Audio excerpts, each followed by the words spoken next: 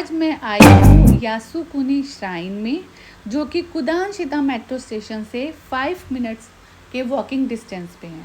जब आप कुदानशिता metro station पर आप उतरेंगे तो आप एग्ज़िट नंबर 1 से भी बाहर आ सकते हो और एग्ज़िट नंबर 2 से भी बाहर आकर आप यहाँ पर पहुँच सकते हैं। तो इस श्राइन में जो है मितामा फेस्टिवल मनाया जा रहा है। ये फेस्टिवल जो है वो 3 दिन का फेस्टिवल होता है और मिड जुलाई में ये फेस्टिवल मनाया जाता है। 30,000 लाइट्स लगाई गई हैं और ये फेस्टिवल जो है वो लाइट्स का फेस्टिवल कहलाता है। तो ये फेस्टिवल जो है वो 19th सेंचुरी में जब जापान में वॉर हुआ था तो उस दौरान जो सोल्जियर शहीद हुए थे उनकी याद में ये फेस्टिवल मनाया जाता है। ये फेस्टिवल 1947 में शुरू हुआ था, तब से ही ये हर साल मनाया जाता है और मिड जुलाई में ये फेस्टिवल मनाते हैं और 3 दिन का फेस्टिवल होता है। इस फेस्टिवल में वैसे तो फूड स्टॉल भी लगते हैं और इनका ट्रेडिशनल डांस भी होता है और परेड भी निकलती है। बट पिछले 2 साल से कोरोना के चलते हुए यहाँ पे ना तो परेड निकाली गई है, ना ही इनका कोई ट्रेडिशनल डांस हुआ है, ना ही फूड स्टॉल लगाए गए हैं।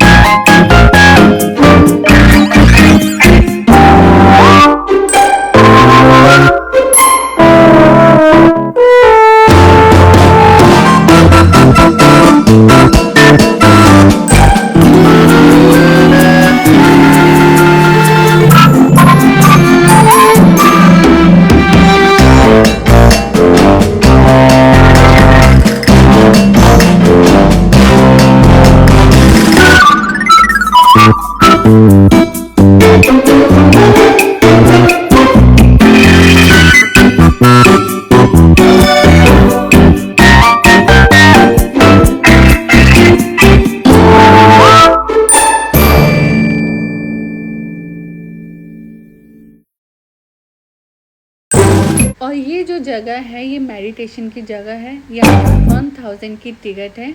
आप 1000 की टिकट लेके अंदर जाकर बैठकर मेडिटेशन कर सकते हैं।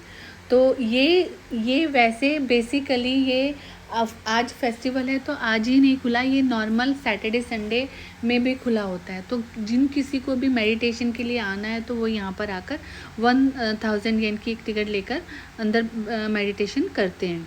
तो ये जगह लोगों को बहुत पीसफुल एटमॉस्फेयर मिलता है और लोगों को बहुत अच्छा लगता है कि एक शांति सी मिलती है मन को, तो वो यहाँ पर बैठते हैं 1 आवर के लिए और बिल्कुल शांत वातावरण है।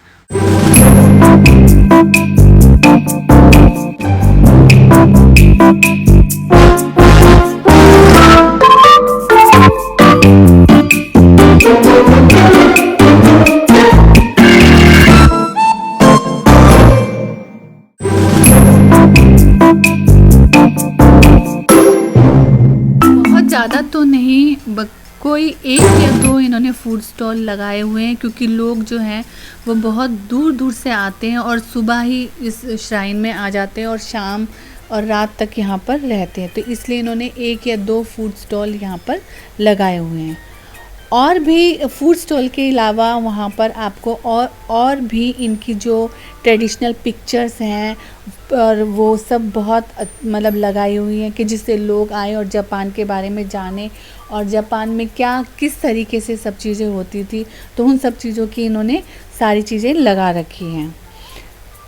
बेसिकली जापान के बारे में जानने के लिए आपको जापान का थोड़ा बहुत इतिहास पढ़ना पड़ेगा, तभी आप जापान के बारे में ज़्यादा से ज़्यादा जान सकते हैं।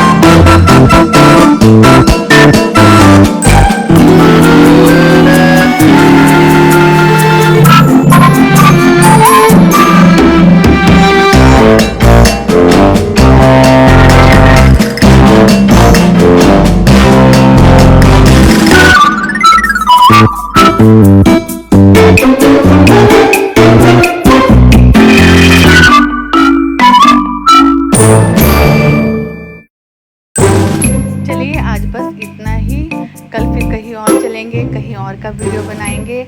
तो thank you so much for watching my video. Take care and bye bye.